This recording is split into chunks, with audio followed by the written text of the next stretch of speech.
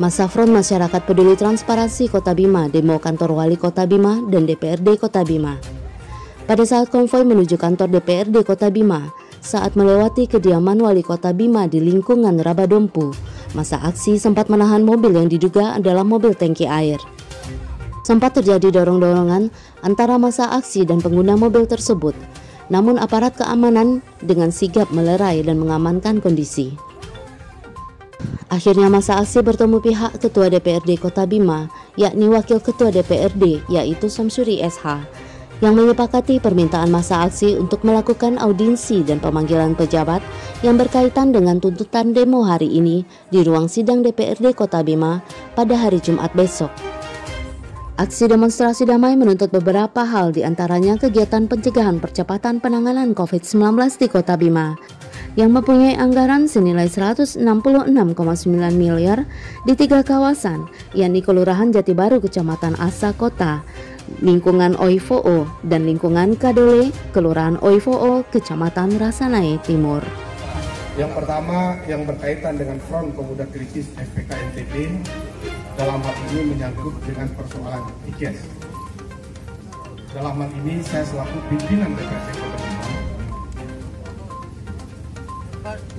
di hari ini surat saudara-saudara ini saya terima dan saya akan tindak lanjutkan untuk memanggil pihak eksekutif. Kapan pemanggilan itu? Pemanggilan tersebut akan dilaksanakan di hari Senin di jam 10. Ya, clear kan? Jam 10. Lalu yang selanjutnya yang berkaitan dengan poin pertama, apa tuntutannya? Iya, masih banyak ya. 1, tuntutan aksi meminta kepada Kepala Dinas Kesehatan Kota Bima agar terbuka terkait penggunaan anggaran COVID-19 dan peruntukan dokter kontrak 2019 dan 2020. 2, meminta kepada Ketua Komisi 1 DPRD Kota Bima untuk melakukan evaluasi terhadap sejumlah dokter kontrak pada tahun 2019 dan 2020 karena terindikasi beberapa dokter yang dikontrak belum internship dan sekaligus membentuk pansus berkaitan penggunaan anggaran COVID-19 di Dinas Kesehatan Kota Bima. 3, meminta kepada Wali Kota Bima agar mencopot Saudara Adi Hari, Kepala Dikes Kota Bima, karena melakukan maladministrasi, menyantumkan nama anak kandungnya dalam SK kontrak, padahal belum mendapatkan surat izin praktek. 4, meminta jaksa dan kepolisian untuk mengaudit terkait penggunaan anggaran penanganan COVID-19 di Kota Bima. Dalam hal ini ada 4 tuntutan yang disampaikan oleh Front Pemuda Kritis FPK Bima. Kenapa saya perlu mendiskusikan ini di hari Senin jam 10? Agar eksekutif bisa hadir dan menjelaskan di DPR tentang hal-hal yang ditentukan. Yang selanjutnya materi aksi kegiatan pencegahan percepatan penanganan COVID-19 di Kota Bima. Pemerintah Kota Bima ya. 2, pembangunan taman kotor. 3, kelangkaan air bersih. Rumah relokasi pasca banjir anggaran. Dari 4 item yang dilakukan oleh gerakan masyarakat Kota Bima, yang kedua ini kita juga akan memintakan pandangan dan pendapat karena di dalamnya ada intervensi APBD baik di tahun 2018, baik di tahun 2017 maupun tahun 2019. Karena saudara-saudara ini berbicara rumah relokasi pasca banjir dengan anggaran 166,9 miliar. Karena yang kami ketahui bahwa di tahun 2016 di Desember itu ada alokasi anggaran dari pusat, sehingga penggunaannya apa saja nanti akan disampaikan pada saat rapat bersama tersebut. Dalam hal ini, agar tertibnya acara nanti, karena ini ada permintaan dari 2 elemen. Yang pertama, kita diagendakan dulu di jam 10. di hari Senin.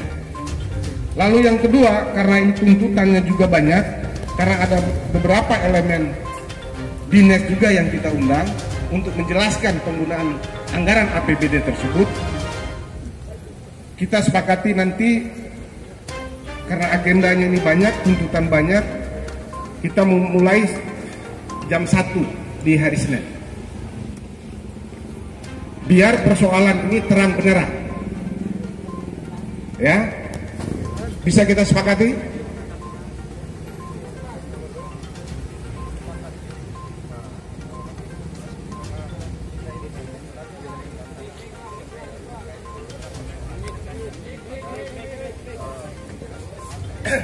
Ya, bismillahirrahmanirrahim. Assalamualaikum warahmatullahi wabarakatuh. Perkenalkan, nama saya Adi Supriyadi, biasa dipanggil Japong oleh kawan-kawan. Menanggapi sebenarnya beberapa persoalan yang menjadi tuntutan kami ini tidak ribet sebenarnya. Karena DPR itu berhak memanggil OPD, SKPD yang terkait dengan persoalan ini. Karena surat pemberitahuan aksi maupun tuntutan yang dimasukkan itu bukan hanya pada persoalan hari ini. Itu jauh hari, 3 hari sebelum mengajukan surat pemberitahuan aksi itu ada kemudian komunikasi antara pihak kepolisian dengan DPR. Tapi hari ini pihak DPR meminta kepada kita sebagai masa aksi ini itu waktunya hari Senin dan mereka yang menentukan. Apa fungsi kemudian kedatangan kami di sini? Ini pertanyaan kami. Apa kemudian fungsi kedatangan kami di sini? Kami menuntut dengan beberapa persoalan yang terjadi di Kota Bima ini. Harusnya pihak DPR itu ada kemudian persiapan awal terkait dengan yang menjadi tuntutan kami ini. Kalau hanya misalnya waktu yang ditentukan oleh DPR hari Senin, itu bisa saja sebenarnya kami sepakati. Itu bisa saja kami sepakati. Tetapi kedatangan kami hari ini dengan beberapa tuntutan, saya rasa DPR sudah tahu apa yang jadi tuntutan kami ini. Kenapa kemudian harus menunggu hari Senin? Mungkin seperti itu. Terima kasih. Ya, baik, terima kasih. Di lembaga yang terhormat ini di Dewan ada mekanisme, ada tahapan yang harus kita lewati.